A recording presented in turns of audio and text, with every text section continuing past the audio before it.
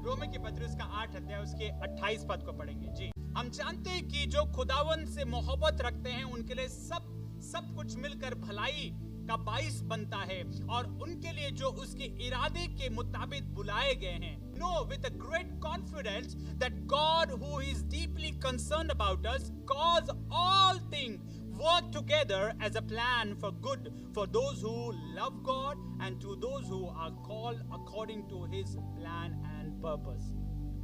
सारी बातें मिलकर भलाई को उत्पन्न करती है। पहली चीज हम इस बात को देखेंगे खुदा के लोगों, that we have been called by God. आप और मैं बुलाए हुए हैं, और बुलाए तो गए, उसके साथ साथ योजना के तहत बुलाए गए हैं। उसने योजना, उसने सोच और विचार कर उसने चीजें लिख कर, चीजें तैयार कर इरादे से कहा जाए, इसके इरादे के मुताबिक बुलाए गए हैं। उसने इरादा रखा है आपके मेरे लिए, उसने कुछ सोचा है।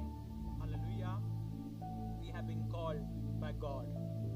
अगर हम लोगों के जीवन के विषय में देखते हैं खुदा के लोगों, किन किन स्तरों से लोग होकर गए। अगर हम बात करते हैं अब्राहम के विषय में, जब हम बात करते हैं मूसा के विषय में, जब हम बात करते हैं यूसुफ के विषय में, जब हम बात करते हैं दाऊद के विषय में, तो उनके जीवन में देखेंगे कि उनके जीवन में बुलाहट रही है। God has called them. Hallelujah, खुदा ने बुलाया, और अगर आप उनके जीवन को देखेंगे तो उद्देश्य के साथ बुलाया। He had purpose for their life. Hallelujah. Abraham से जब कहा कि तू अपने बाप के घर को छोड़कर निकल आ, जहां मैं बोलता हूं वहां तू चलने के लिए तैयार हो जा। अभी तक खुदा ने बताया नहीं कहां लेकर जाऊंगा, बल खुदा कह रहा है कि तू आ जा मेरे साथ, मैं जहां बताऊंगा वहां चलने के लिए तो तैयार हो जा, और देख मैं तेरे जरिए कैसे काम को करूंगा। तू आशीषित होगा, तू फलवंत होने पाएगा, और तू बहुतों के लिए आशीष का कारण बनने पाएगा। हालेलुया। जब परमेश्वर ने दाऊद का अभिषेक किया तो कह दिया कि तू राजा बनेगा। वो उसका बुलाहट थी और उसका उद्देश्य था कि वो राजा बनेगा।